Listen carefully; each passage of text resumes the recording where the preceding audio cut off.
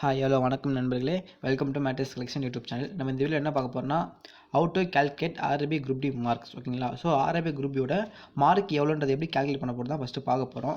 நீங்கள் இதுக்கு முன்னாடி ஆன்சர் கீ பார்க்கலன்னா ஸோ ஆன்சர் கீ வந்து செக் பண்ணிக்கோங்க. ஸோ ஆன்சர் கீன்றது நம்ம வந்து ஆர்ஆர்பி chennai.government.in என்ற வெப்சைட்டில் இருக்கும். ஸோ இந்த ஆன்சர் செக் பண்ணிவிட்டு அதில் நீங்கள் உங்களுக்கு எத்தனை மார்க் சரியான மார்க்குக்கு அப்படின்றத கவுண்ட் பண்ணிக்கோங்க. அதே மாதிரி அதில் உங்களுக்கு எத்தனை மார்க் வந்து ராங்காக நீங்கள் அட்டன் பண்ணியிருக்கீங்கன்றதை நீங்கள் கவுண்ட் பண்ணிக்கோங்க.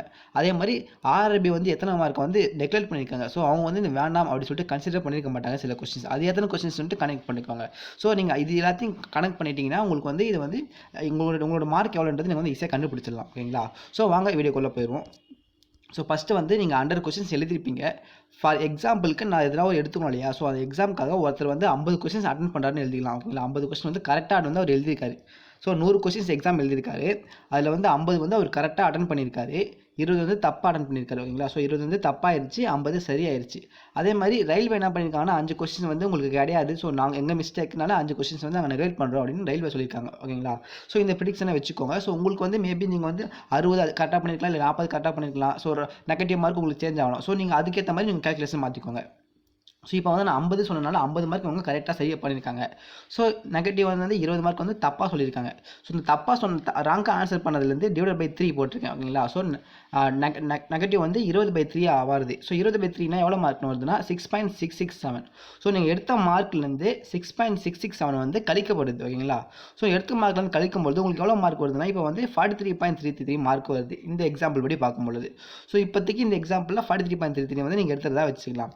ஸோ இப்போ வந்து ஆர்ஆர்பி வந்து சில கொஸ்டின்ஸ் வந்து நெக்லெக்ட் பண்ணியிருப்பாங்க இல்லையா? ஸோ ஃபார் எக்ஸாம்பிளுக்கு இங்கே நான் வந்து 5 கொஸ்டின்ஸ் நெக்லெக்ட் பண்ணியிருக்கேன் சொல்லியிருக்கேன். உங்களுக்கு 6 இருக்கலாம், 7 இருக்கலாம், இல்லை 3 இருக்கலாம், 2 இருக்கலாம். ஸோ உங்களுக்கு எவ்வளோ வேணால் அவங்க நெக்லெக்ட் பண்ணிக்கலாம். ஸோ நீங்கள் என்ன பண்ணுங்கள், நீங்கள் எடுத்த mark divided by 100, total questions வந்து 100. ஓகேங்களா? ஸோ 100 பை உங்களுக்கு எத்தனை மார்க் நெக்லெக்ட் பண்ணியிருக்காங்களோ அந்த கொஸ்டின்ஸ் இங்கே போடுங்க. ஸோ எனக்கு வந்து 100/5 அப்படின்னு நான் எக்ஸாம்பிள் எடுத்துக்கிறேன்னா ஸோ 100/5 வந்து 95. ஸோ நீங்கள் எடுத்த மார்க் டிவைடட் பை இந்த வந்து நீங்கள் கழிச்ச மார்க் உங்கள் கூட்ட போட்டிங்கன்னா ஸோ டிவைட் பண்ணும்போது இங்கே என்ன கிடைக்குதுன்னா 0.4561 அப்படின்னு கிடைக்குது.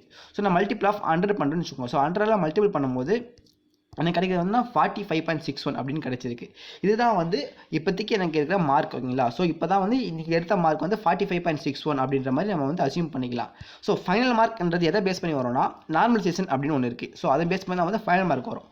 ஸோ நீங்கள் இப்போதைக்கு ப்ரெடிக்ஷன் பண்ண மார்க் வந்து 45.61 அண்ட் நார்மலைசேஷன் மார்க்கும் வந்து இதில் வந்து ஆட் ஆகிறதுக்கும் இல்லை மைனஸ் ஆகிறதுக்கும் வாய்ப்பு இருக்குது. மோஸ்ட்டாக வந்து ஆட் தான். ஓகேங்களா? ஸோ 5 to 10 வரைக்கும் வந்து உங்களுக்கு வந்து மார்க் இன்க்ரீஸ் ஆகலாம். ஸோ 45 + 10 எனக்கு 55 கூட வரலாம் உங்களுக்கும். ஓகேங்களா? ஸோ அது வந்து இந்த உங்களோட கொஸ்டின்ஸ் பொறுத்து இருக்குது. இது ஏன் அப்படின்னு பார்க்கும்பொழுது ஆர்ஆர்பி குரூப்ன்றது 3 மாதம் கிட்ட வச்சுருந்தாங்க. ஓகே, கிட்டத்தட்ட 45 டேஸ்க்கு அபோவ். ஓகேங்களா? ஸோ 45 ஒரு நாளைக்கு 3 டெஸ்ட் ஷிஃப்ட் அப்படின்னு பார்க்கும்பொழுது நியரஸ்ட்டாக வந்து 140 கொஸ்டின்ஸ் கிட்ட மாறுது.